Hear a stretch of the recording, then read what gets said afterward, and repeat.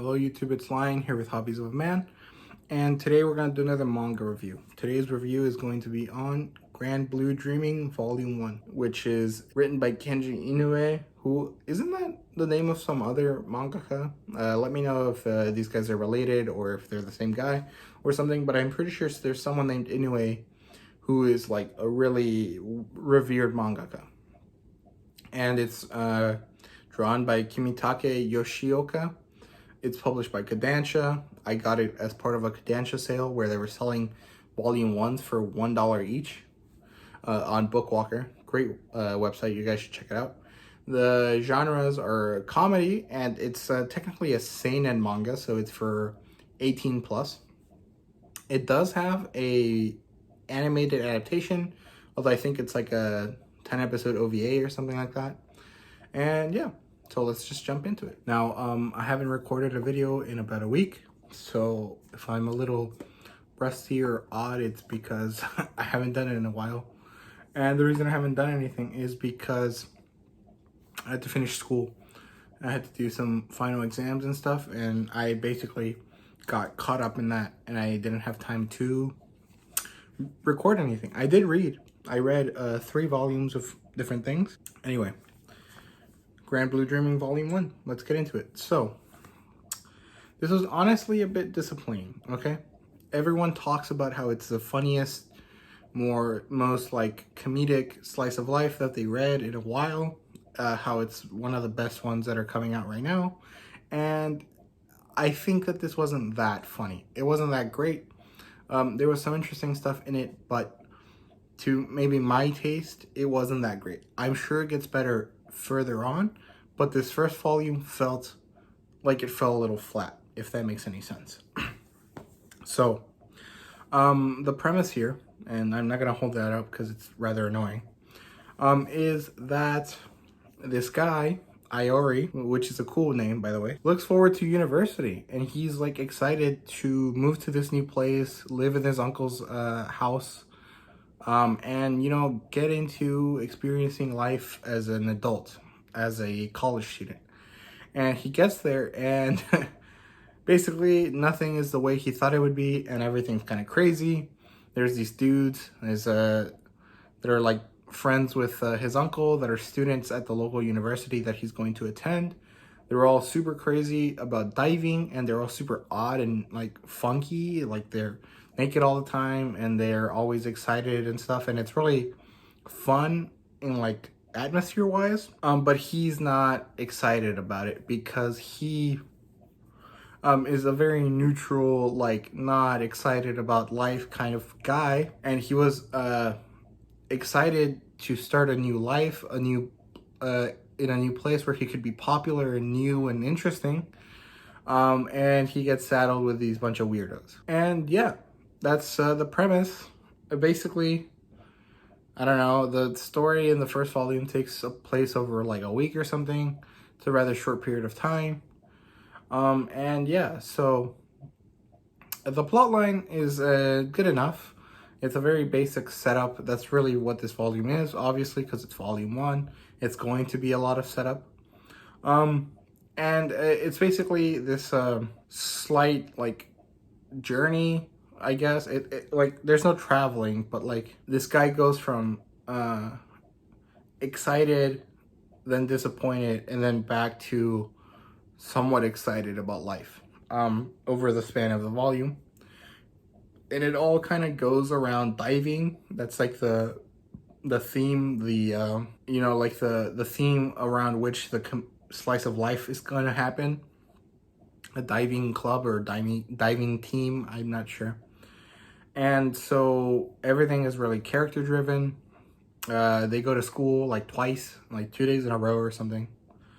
And he goes to a couple parties. That's kind of like the thing. There's not really that much forward progression because it's a introductory volume. It makes sense. I'm not hating on it. I just think it wasn't that interesting. Like, there's volume 1s of series that like really pull you in, and I don't know if this was because it was a slice of life or because I was expecting something really amazing, and then because of the expectations being so high, I kind of didn't like it that much because it wasn't that cool or whatever. But it was a very neutral, general, average type of setup. I didn't find anything all that crazy interesting, but it was pretty nice. I mean, I liked it. I'm gonna read the next one if I can get it relatively soon, but who knows? Like, I have a bunch of stuff that I want to pick up, so I mix and match stuff every time I pick up anything. So yeah, what's next? The characters. So actually the characters are pretty interesting. Iori is like a very relatable kind of guy.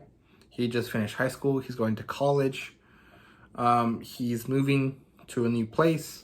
You know, that's all stuff that I recently lived through a couple years ago.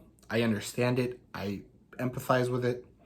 And he's very much the type of like, not done with life, but like post puberty, edgy kind of like, life sucks, but I'm excited about this new phase. Kind of, it's such a weird like mindset, but I definitely felt it and maybe kind of still feel it now. So I understand what he's going through and what he's sort of experiencing. So I could really empathize with Iori for sure. There's two girls. One of them is the older sister type. I can't remember her name. And then the younger sister type. And the younger sister is kind of a tsundere.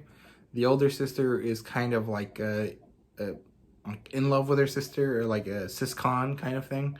But she's also a very like girl next door type of character. And then there's a couple guys. There's two guys that are like, they're seniors. They're like senpais. One of them is kind of the one that really connects with Iori, and he kind of like pushes Iori to try diving and try new things, and kind of helps him realize that, you know, just because he's not like he's gonna live his life in the same sour, unhappy mindset if he doesn't try anything new, if he doesn't gain new experiences, which is something I totally agree with. I really like felt that when they talked about it. I really understood it and agreed with it. And then there's the other guy who's like an otaku, but he's like a cool guy, but then like you realize that he's a really weird creep kind of person. He's actually rather funny, the interactions that him and Iori have. And I can't remember their names, so I'll try to put it somewhere. And that's basically it. Oh, well, there's the uncle as well, but he doesn't really figure into the volume besides, you know, just like at the beginning. And yeah, characters are probably the strongest bit. Their like mindsets and emotional outlooks are really relatable. And I think it's mostly really relatable because of the part of my life that I'm in right now. I don't know if I would have found it relatable 4 years ago when I was still in high school, or found it relatable, you know, if I was in my 40s or something. I don't know. I don't think I would, at least in high school. I don't know if I would find it relatable 20 years from now. And yeah, so the world building, because it's a slice of life, it's not really all that important or really pushed at all, but there is some world building in the way that like this city works and the places that are in this town, and the like importance that clubs meet or the importance that clubs have to this university and to the characters. So I thought that was interesting. It was better than like other slice of life that I read, like Komi-san, obviously. Although Komi-san is very much not caring about the world building. They don't really find anything important in that.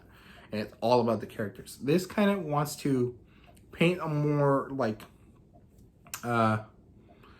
lived in world where more people can empathize, kind of, I think. At least that's the feeling I got.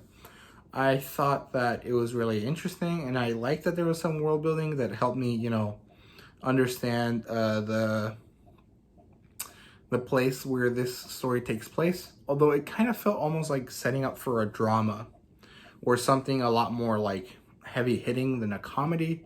So maybe this evolves into something more special, more like specific, and that's where all of the hype comes from around it. I don't know. I'm excited to read the next volume, but I don't know when I'll get it, and that's basically how everything works for me, because I don't really have money on hand all the time. What else is there? The art. The art is really good. I like this realistic-ish kind of style, and I find it really interesting when the mangaka switches to the more like hyper realistic or almost exaggerated thing for the comedy aspects. Although at first they didn't really land for me. I thought it was just a little creepy. And it reminded me of how the Titans are drawn in Attack on Titan more than like a funny situation. So there was that. And what else? Fan service. It's a bunch of dudes that are highly muscular. It's not real. It's fan servicey, I guess, but not the regular type. It's kind of like free. You know that swimming anime? It's kind of on that side. There was a little bit of fan service for, you know, more general male audiences, but it was mostly like naked dudes. So if you like that, cool. If you don't like that, I just skip it, I guess. I don't know. I didn't like care either way. I thought it was actually rather funny because of the reactions that I already had every time it happened. It was, you know, funny, and it's very like situational. And yeah, that's basically it. Yeah, my rating out of 5 stars is a 3.5 or a 7 out of 10. I thought it was above average volume, but it wasn't out of this world. I'll definitely check out the next one, and then maybe the next one after that, and see if I'm really into it or not. So far, I like it, but I didn't think it was that like amazing as everyone else makes it out to be, but it was rather good. I'm down to check it out again. And yeah, thank you guys very much for watching. If you guys like my content, please like and subscribe. We're trying to hit 50 subscribers by the end of May, and it would be really cool if you guys could help me reach that goal. Please comment down below. Let me know if there's anything I should check out, or let me know how I should improve my content. And yeah, that's basically it. Thank you guys very much for watching. See you later.